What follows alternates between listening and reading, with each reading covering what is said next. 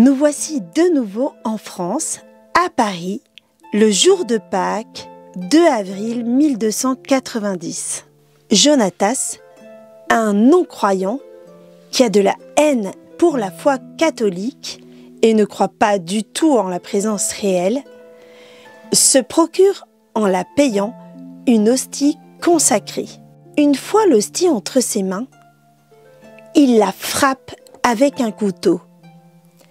Mais dès que le couteau atteint l'hostie, du sang jaillit, inondant le récipient où l'hostie est placée. Paniqué, l'homme prend l'hostie et la jette dans le feu. Mais l'hostie s'élève au-dessus du brasier. Désespéré, il la jette dans l'eau bouillante. Mais de nouveau, elle s'élève et prend la forme d'un crucifix. Enfin, l'hostie va se déposer dans l'écuelle d'une paroissienne de Saint-Jean-de-Grève qui la rapporte au curé. Pendant plusieurs siècles, la relique de l'hostie est conservée dans l'église, dans un petit reliquaire. Mais au moment de la Révolution, on perd sa trace. Les faits nous sont rapportés dans un ouvrage de Madame Moreau-Rendu et dans l'histoire de l'église de Paris de l'archevêque Monseigneur Ruppe.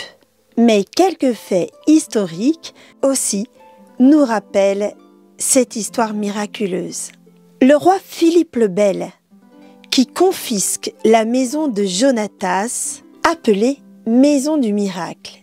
La maison sera transformée en oratoire par une bulle du pape Boniface VIII et la dénomination de la rue, appelée rue du Dieu bouilli par le peuple parisien. Encore une fois, Dieu se livre entre nos mains, au risque de la profanation. Dieu aime tellement les hommes qu'il est prêt à mourir pour eux et à prendre des risques inouïs.